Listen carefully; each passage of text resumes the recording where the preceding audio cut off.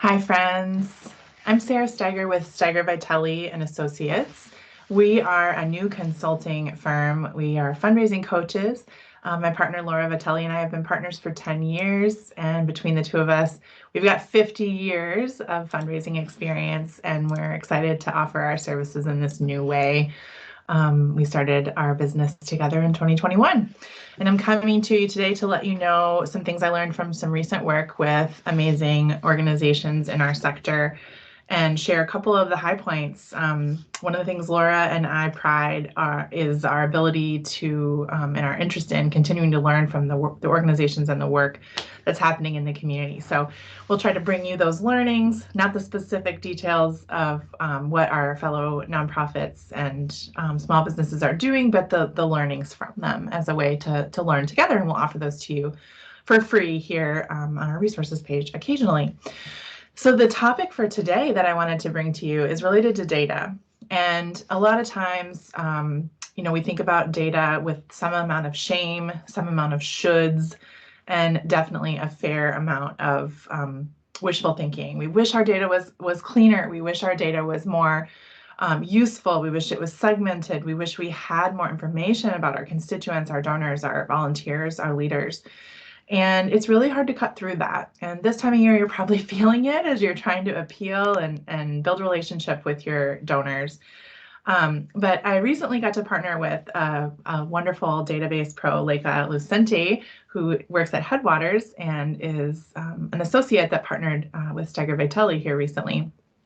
And we provided some kind of our best tips in a couple key areas related to stewardship and acknowledgements, actions and notes, and interest areas or constituent data, as well as solicit codes or kind of the do nots that constituents sometimes need marked on their records.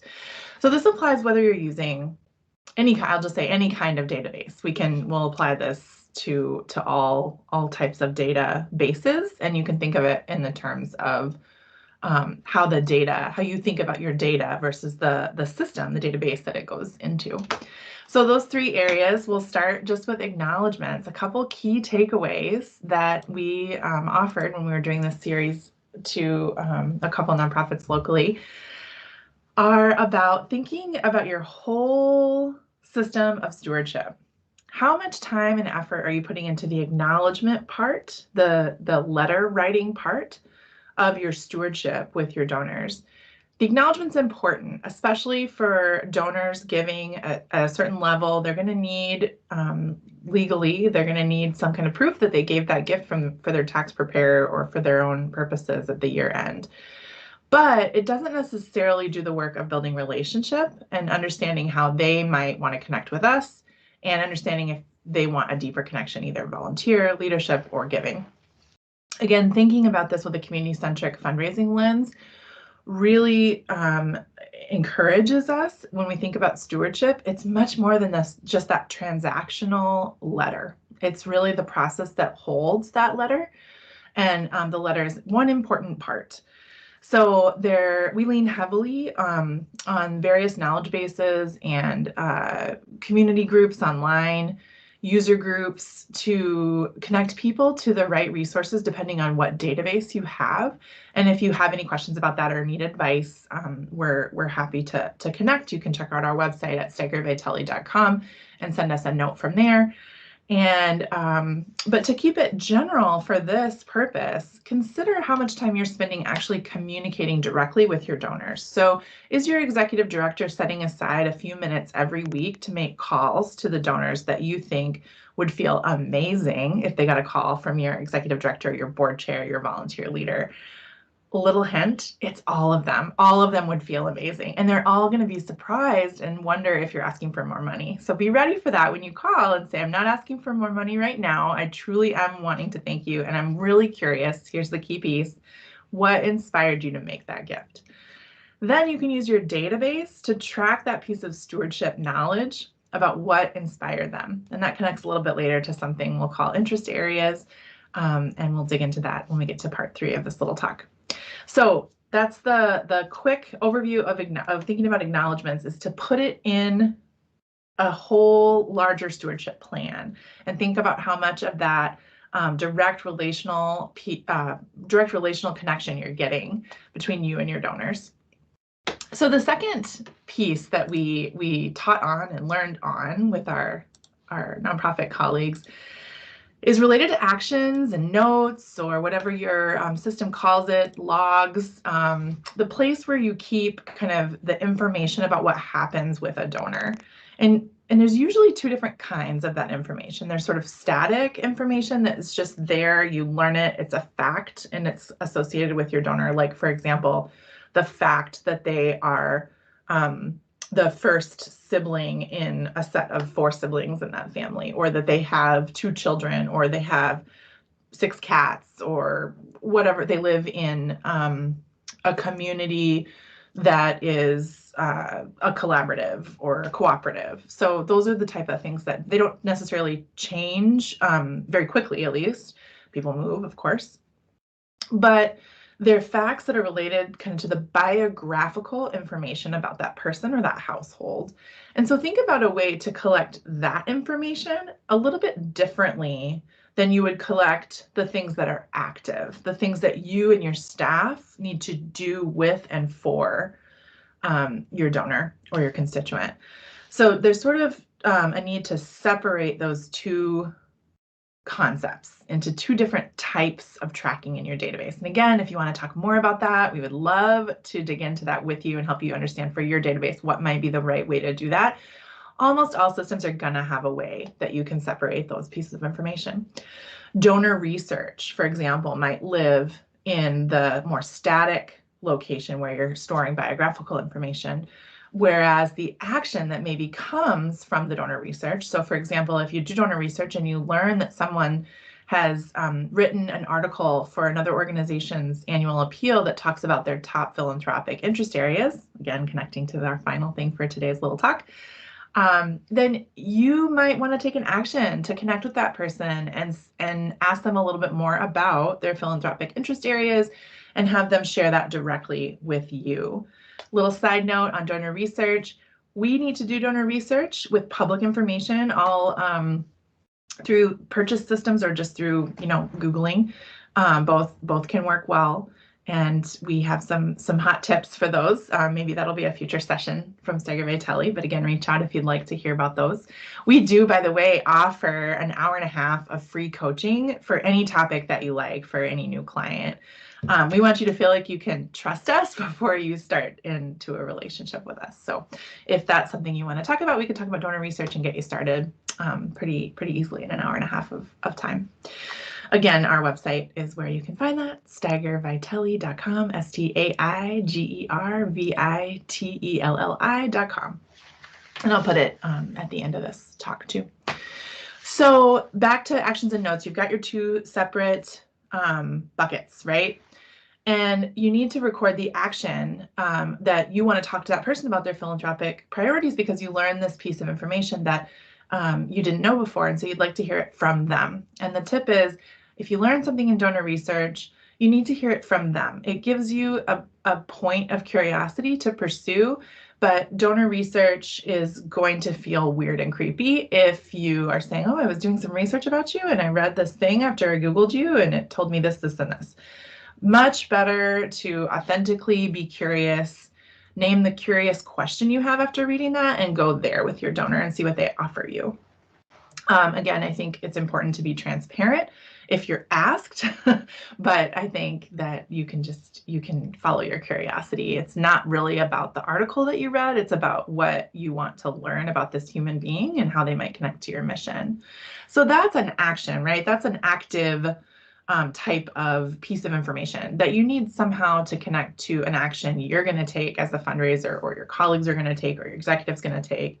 And that's a different type of data. And so there's a different path that data needs to take, because you need what we call a workflow to make that work. So it's all fine and good if you put something in a database and you don't do anything with it. If you don't go back to that and have a good process for going back and taking those actions that you set for yourself, then it doesn't matter that you put it in. So creating that workflow, what's my plan? Do I every day when I sit down with my cup of coffee at my desk, I'm going to go and look through this space where I keep actions for myself, even if it's in a spreadsheet. When Laura and I were starting out, that's exactly what we were doing. We were working off of a spreadsheet, and we probably will for a while in some areas. Figure out what works for you in the moment with what's real for you right now. There's a lot of wishful thinking and shaming we can do, like I mentioned in the beginning. It's not going to do you any good. It never really has, and it's time to stop. So you can call and I can walk you through that too. If you need to release some shame, we can do a little shame release regarding data ritual. They're nice, and they make you feel lighter at the end. So that's the tip with actions and notes, or the static data versus the active data, depending on which database you're using, is think about how you're going to separate them and apply a workflow that lets you look at the active stuff really regularly. Every morning you sit down with your coffee, you go check out what your actions are. You sit down and, what I like to call, swallow the frog. Do the things you told yourself you were going to do, and then you'll thank your future self. Your future self will thank your past self. The last thing that I've alluded to is this idea of interest areas. So what are donors' interests? And there's two different buckets for that as well that we would advise you to think about as you're digging into your data, kind of give you a place to start. There are philanthropic interest areas, which is a list that's a mile long, right? There's so many different places that people's hearts and minds and energy is drawn to in the community, especially in our really vibrant nonprofit and third sector community here. So those are great to track, and you might want to take notes on those type of things and put them in your static donor research or biographical information area. So you've got them, so you can remind yourself if it's been 6 months since you've talked to your donor Pat, you want to know what Pat said last time about their various philanthropic interest areas. However, those are not the things that you're necessarily building on within your organization, right? You're not necessarily trying to add more donors to, if you're an environmental organization, you're not looking for additional donors necessarily for animal advocates, or humane society, or even housing, say. So it's good information for you, but it's nothing that you're trying to grow. So the second bucket related to interest areas are those things that internally, organizationally, you want to build some momentum on. You want more people involved in, and or you want more money, more volunteers, and you're trying, or maybe more awareness. That came up in our training with our clients too, is what about just awareness, like the amount of people who know about our work, because this is an important social movement that we're trying to begin. So that's a perfect place to track organizational interest areas. And so again, you can do this in lots of different ways depending on your database. Glad to help you think that through.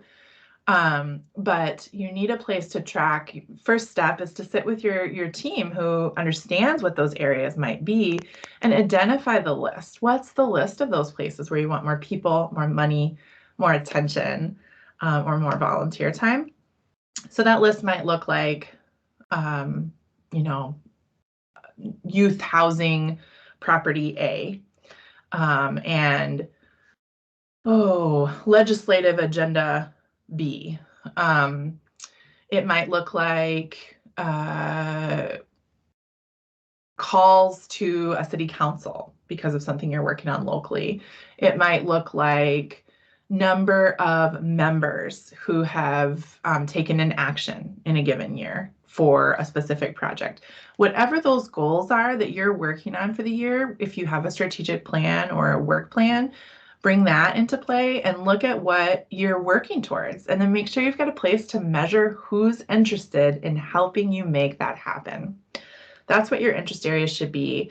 And it's a great practice every year to review those, to change them. Those can be a little more malleable as your organization potentially shifts focus, especially if you have some policy engagement you might want to shift as you shift your legislative agenda each biennium. Whatever type of policy you're doing, you'll want to adjust accordingly.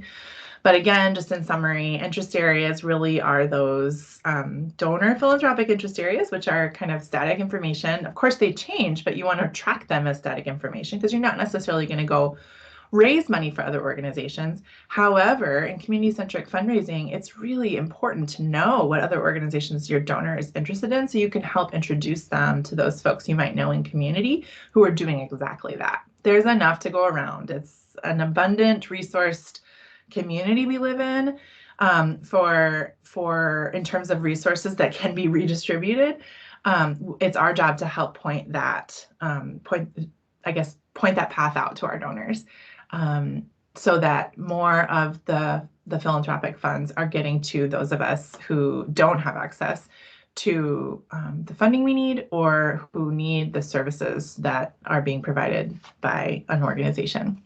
Because that part is far from abundant. There's definitely racialized disparities in those areas, and that's the job we get to play as fundraisers, is to help point folks in those directions and help them understand those bigger issues. So keep that in mind, those little CCF principles, they apply here. You're kind of building the database you want for the future, not necessarily the one that you've got today, right? So think about how you want to grow in that direction towards the organization you want to be. Check your values against your database and your practices. At Steiger Vitelli, our values really guide what we do too. And it's a really good practice for organizations to have them, to know them, and to check the work, even in the data space, against your processes, against your values. So it's a good practice, again, at that work plan or strategic plan checkpoint in the year, is to put your values in there. At Steiger Vitelli, our values, I mentioned one, are love and abundance, authenticity, and justice. So we think about what we do and we apply those values and then shift it accordingly too. So again, in that feeling of our value of abundance, call us if you need us. We're here for you for an hour and a half of time on whatever you like, this topic, something else. Happy to build trainings for you around your specific database needs. We also specialize in individual giving and in institutional relationships that are authentic and that move the needle more towards partnership with institutions instead of kind of a give and take model that we've had in the past. We're really excited to be in this space with such amazing fundraisers and in our wonderful nonprofit community, and to help move us towards a direction that is more just and more equitable. And so we're here for you. Give us a call. Bye.